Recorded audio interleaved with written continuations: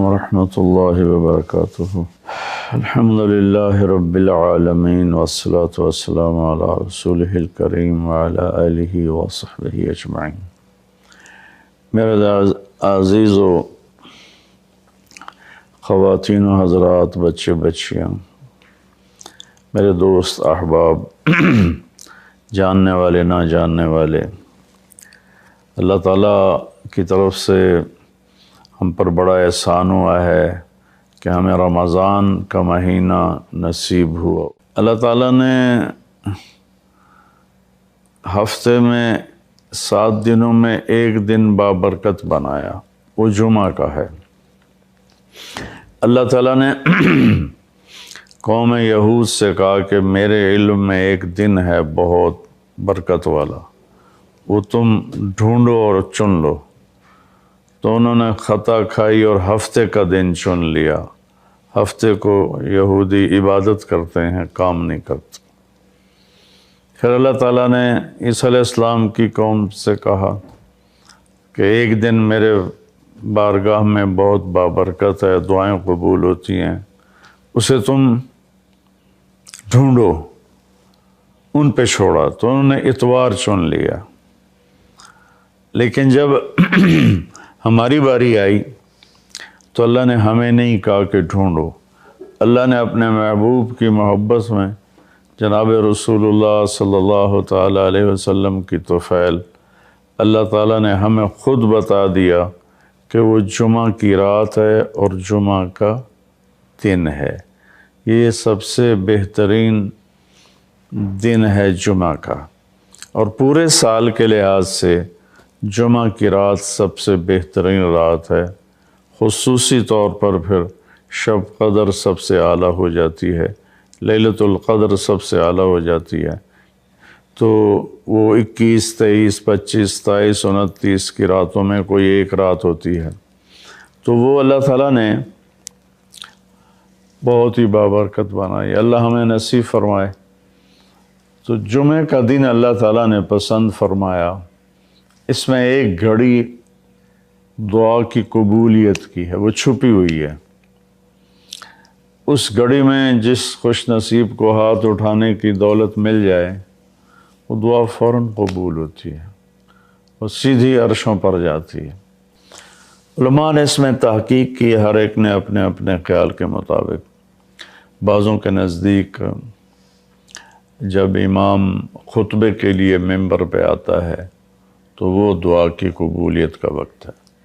بعضوں کے نزدیک جب 2 خطبوں کے درمیان بیٹھتا ہے تو وہ وقت دعا کی قبولیت کا ہے۔ اور بعضوں کے نزدیک عصر سے مغرب کے درمیان کوئی بھی گھڑی اللہ کی بارگاہ میں دعا کی قبولیت کی ہوتی ہے۔ تو جمعہ کی نماز کو اللہ کے نبی نے بہت اہم قرار دیا، اور ارشاد میں بڑے دکھ کے ساتھ یہ حدیث بیان کر رہا ہوں۔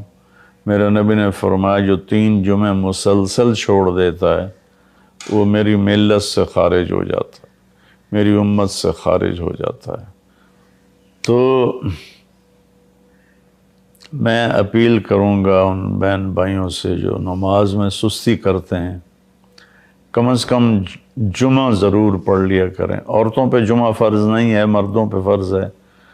تو میں کہا کرتا ہوں، جو دوست ملتے ہیں جی نماز نہیں پڑھی جاتی، تو میں ان سے کہتا ہوں ایک نماز 5 میں سے طے کر لو اور ایک جمعہ طے کر دو، 2 نمازیں شروع کر دو۔ جس نے بھی اس پہ عمل کیا وہ 5 وقت کا نمازی بن گیا۔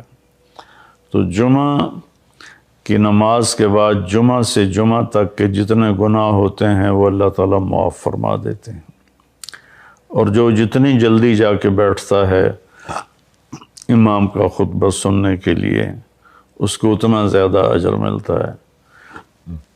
تو آج رمضان کا پہلا جمعہ ہے کہ ہم اس کا اہتمام کریں۔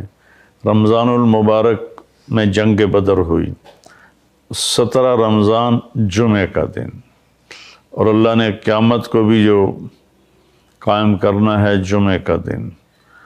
تو ہر دن اللہ کی بارگاہ میں بابرکت ہوتا ہے، اگر ہم اس میں اللہ کی مان کے چل رہے ہیں، اور رمضان شریف میں خاص طور پر، اور پھر جمعہ ہو تو خاص طور پر، اس میں ہم اپنے عبادت کو بڑھائیں۔ درود شریف جمعے کے دن کا مبارک عمل ہے کثرت سے درود شریف پڑھنا، اور 300 دفعہ جو درود شریف پڑھ لیتا ہے وہ کثرت میں شمار ہو جاتا ہے، اوپر کی کوئی حد انتہا نہیں ہے۔ ہمارے ایک رشتہ دار تھے، وہ انتقال ہو گیا، اللہ ان کو درجہ بلند کرے۔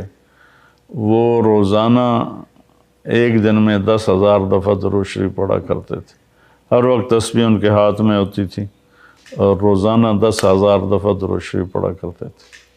تو میرے بہن بھائیوں، میرے عزیزوں، اللہ تعالیٰ نے ہمیں ہر نماز کی بڑی اہمیت بتائی ہے، ہر نماز کی، لیکن خاص طور پر جمعے کی بڑی فضیلت ہے، اور جمعہ بھی رمضان المبارک کا ہو تو اور زیادہ وہ باعث برکت ہے، قابل رحمت ہے۔ تو روزے کا بھی اہتمام ہو، اور ساری نمازوں کا اہتمام فرمائیں، کوئی باجماعت پڑھنے کی کوشش کریں، کوئی جماعت سے رہ جائے تو پھر اس کو چھوڑیں نہیں، اسے ضرور پڑھ لیں، کہ نماز کی اللہ تعالیٰ نے جتنی تاکید قرآن میں کی ہے اور کسی کی اتنی تاکید نہیں کی۔ اور اللہ تعالیٰ نے 10 دفعہ اقیم الصلاۃ، اقیم الصلاۃ، اقیم الصلاۃ وآتوا الزکاۃ، تو 10-12 دفعہ اللہ نے قرآن میں براہ راست حکم کیا اقیم الصلاۃ وآتوا الزکاۃ۔ اور ادھر اللہ پاک کی رحمت کے دروازے کھلے ہوئے ہیں، اللہ کا عرش پہلے آسمان پر ہے، جنت کے دروازے کھل چکے ہیں، جہنم کے دروازے بند ہو چکے ہیں۔ اور میرے نبی کا فرمان ہے کہ اگر میری امت کو پتہ چل جائے رمضان کیا ہے تو تمنا کریں گے کہ سارا سال ہی رمضان ہو، اتنی اللہ کی رحمت ہوتی۔ اللہ نے فضل فرمایا، صرف 1 مہینے کے لیے ہمیں اللہ تعالیٰ نے اس کا پابند کیا۔ تو میرے بھائی بہنوں، اس مہینے کو قیمتی بناؤ، کسی سے ہم لڑے ہوئے ہیں ہم صلح کر لیں، مرنے والے سے پوچھو کہ لڑائی کا کیا نقصان ہوتا ہے، مرنے والے سے پوچھو دنیا کی دوڑ کا کیا نقصان ہوتا ہے، مرنے والے سے پوچھو ماں باپ کی نافرمانی کا کیا انجام ہوتا ہے۔ امام بخاری رحمۃ اللہ علیہ نے ایک واقعہ نقل کیا ہے کہ ایک گاؤں میں ایک نوجوان کو دفن کیا گیا، تو عصر کے بعد اس کی قبر پھٹتی اور وہ قبر سے نکلتا، اور اس کا چہرہ گدھے کا ہوتا تھا، اور وہ 3 دفعہ گدھے کی آواز میں آواز نکالتا تھا، پھر وہ قبر میں گرتا تھا، قبر مل جاتی تھی۔ تو لوگوں نے اس کی ماں سے پوچھا کہ یہ کیا چکر ہے؟ تو اس کی ماں نے بتایا کہ شرابی تھا، شراب پیتا تھا، تو میں اسے روکتی تھی نہ پیا کر، تو وہ آگے مجھے کہتا تو کیا گدھے کی طرح آوازیں نکالتی رہتی ہے، مجھے نہ سنایا کرو۔ تو اللہ تعالیٰ نے تھوڑا سا اس کا انجام دکھا دیا کہ ماں باپ کو اس طرح تکلیف دینے سے کیا ہوتا ہے۔ تو بھائیو، ایک تم نماز کو زندہ کریں۔ میرے نبی نے کہا جعلت قرۃ عینی فی الصلاۃ، نماز روزے سے بڑا فرض ہے، میری آنکھوں کی ٹھنڈک نماز میں ہے۔ اور جب آپ دنیا سے تشریف لے جا رہے تھے تو آپ نے پورے دین کو 2 لفظوں میں بیان کیا، ایک ہے حقوق اللہ، ایک ہے حقوق العباد، اور ایک ہے بندگی اور ایک ہے معاشرت۔ تو آپ نے فرمایا الصلاۃ، جب آپ دنیا سے تشریف لے جا رہے تھے آپ نے حضرت اماں عائشہ رضی اللہ عنہا علیہ السلام کے سینے پر یوں سر رکھا ہوا تھا، اس طرح کر کے ایسے، اور اماں عائشہ نے آپ کو سہارا دیا ہوا تھا، اپنے سینے پر لٹایا ہوا تھا۔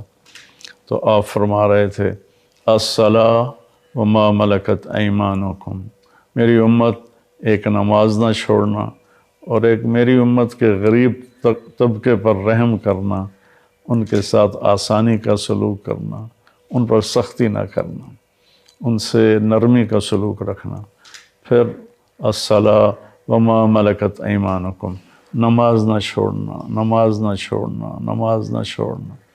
اور آخری الفاظ بھی یہی تھے الصلاۃ الصلاۃ الصلاۃ، نماز نماز نماز، پھر فرمایا